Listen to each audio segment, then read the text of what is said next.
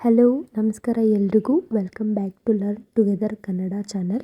ನಿಮಗೆ ಕನ್ನಡ ವರ್ಡ್ನ ಇಂಗ್ಲೀಷ್ ಮತ್ತು ಹಿಂದಿಯಲ್ಲಿ ಹೇಗೆ ಹೇಳೋದು ಗೊತ್ತಿಲ್ಲ ಅಂತ ಅಂದರೆ ಈ ಚಾನಲ್ ನಿಮಗೆ ಹೆಲ್ಪ್ ಆಗುತ್ತೆ. ಇಲ್ಲಿ ನಾನು ವರ್ಡ್ಸ್ ಮೀನಿಂಗ್ಸ್ ಮತ್ತು ಸೆಂಟೆನ್ಸ್ ಫಾರ್ಮೇಷನ್ ಸಿಂಪಲ್ಲಾಗಿ ಹೇಳ್ತೀನಿ. ಲಾಸ್ಟ್ ವೀಡಿಯೋಸಲ್ಲಿ ಒಂದು ಪದನ ಇಟ್ಕೊಂಡು ಬೇರೆ ಬೇರೆ ಭಾಷೆಯಲ್ಲಿ ಅದನ್ನು ಏನಂತ ಕರೀತಾರೆ ಅಂತ ನೋಡಿದ್ವಿ. ಆ ಒಂದು ಪದನ ಇಟ್ಕೊಂಡು ಈ ವಿಡಿಯೋಸಲ್ಲಿ ಸೆಂಟೆನ್ಸ್ ಹೇಗೆ ಮಾಡೋದು ಅನ್ನೋದನ್ನು ನೋಡೋಣ.